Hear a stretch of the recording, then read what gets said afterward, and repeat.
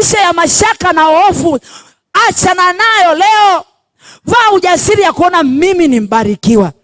Tembea kifua mbele ukisema nimebarikiwa mimi. Mimi ni mbarikiwa. 2026 nimebarikiwa. Nitabariki maisha ya watu kwa sababu nimebarikiwa. Bwana Yesu asifiwe. Kama ulikuwa unavaa ovyo ovyo, tembea, yani kaa uko chumbani, funga hata kanga, tembea kwa mada. Mimi nimebarikiwa 2026.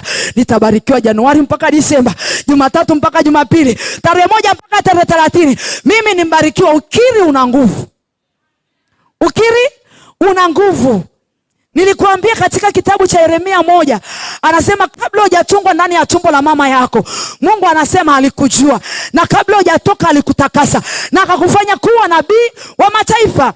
Kama wewe ni nabii wa mataifa, tabiria maisha yako, kataa mazingira ulionayo ambayo sio rafiki. Tabiria maisha yako, tabiria ndoa, tabiria watoto, tabiria familia, tabiria.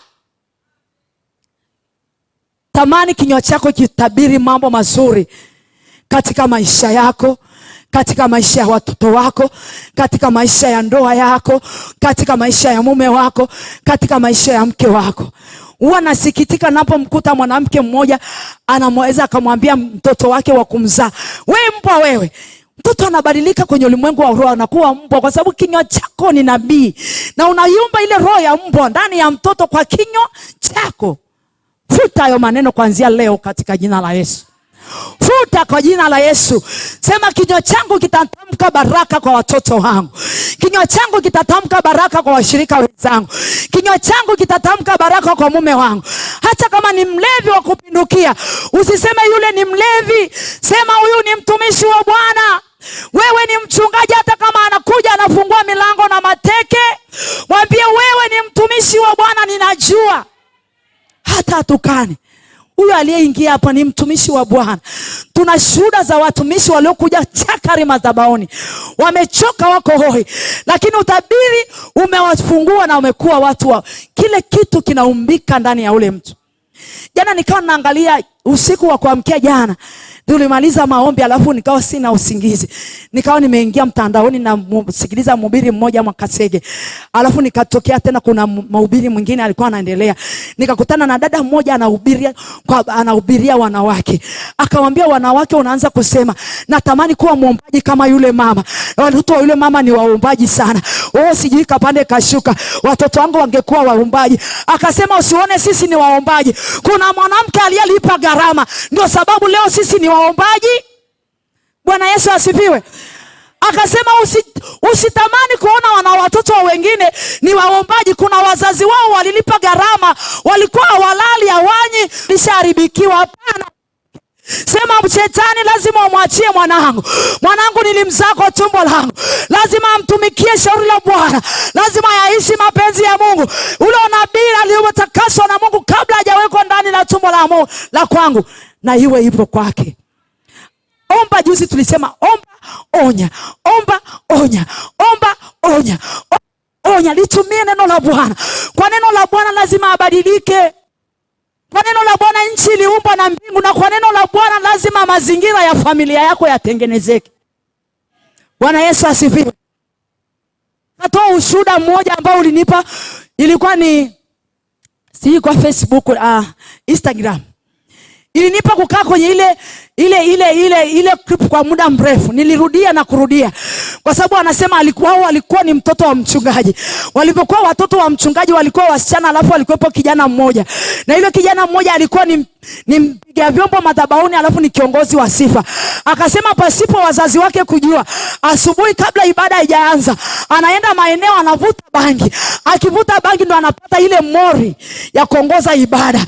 Ndo anapata ile mori ya kuongoza ibada, na akiongeza ibada sifa, ibada inachangamka, mtu anapata ile shauku.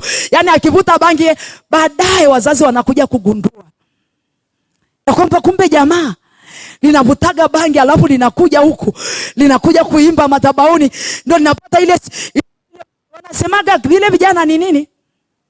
Vibe. Ile vibe ya kucheza, ndo anapata vibe, anaruka somersault kama zote, Mike yani mpaka jasho linamtoka, lakini nyuma yake kuna bangi. Sio Roho Mtakatifu. Amelewa kwa mvinyo. bangi. Lakini jua ukiwashiwa kwenye shimo. Siku moja kagundulika. Alipogundua baba kama baba mchungaji, hakupendelea kwamba ni mwanangu wa kumzaa. Akatangaza madhabahuni, akasema kuanzia leo fulani hautaongoza sifa hapa. Nimejua leo uchafu unaofanya alafu unaleta madhabahuni. Akatengwa. Alipotea, akamwambia mama yake akasema hivi, kitanda usinijue. Watoto wakija sebleni wakimkuta ana standardize yuko sebleni, watu wanamwambia mama suka ipi tengo, anatenda dhambi. Shetani amemchukua kwenye kitanda kwa raha ipi? Kwa raha ipi? Anakwambia ile dada sema mama yake anaomba usiku na mchana. Kukabidhi shetani, sitakuachia shetani, na hakikisha Mungu wako amekurudisha madhabahuni. Akawa ni maombi yake usiku na mchana. Akikutana naye amelewa, kwa sababu alipotengwa ndio alienda kabisa mazima, akambobea huko, akanywa, akavuta bangi vizuri, akakaa na makundi yake vizuri. Lakini akija ile anamwambia karibu mtumishi wa Bwana, anashika mkono kama ni sebule, wanazunguka wanashando roboko tamayanda ribo shekemando roboko tema yanda kilo rai long bai ondoke. Mwanamke achuli. Anasema siku moja akatoka nje ya pale nyumbani, akaenda mkoa mwingine. Kule ndio kabisa alienda kubobea, kakaa kule kwenye vichaka na kule kwenye maeneo yao wanaokaa na kuchomana madawa hayo kila kitu. Baba yake kuja kwenda akamkuta ile mazingira, akalia, akambeba akamleta nyumbani.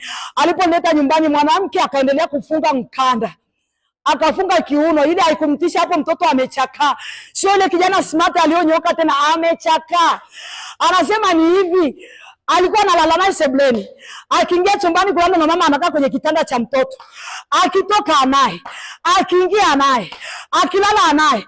Anakuambia hivi leo tunavyoongea ni mchungaji mkubwa. Bwana Yesu asifiwe.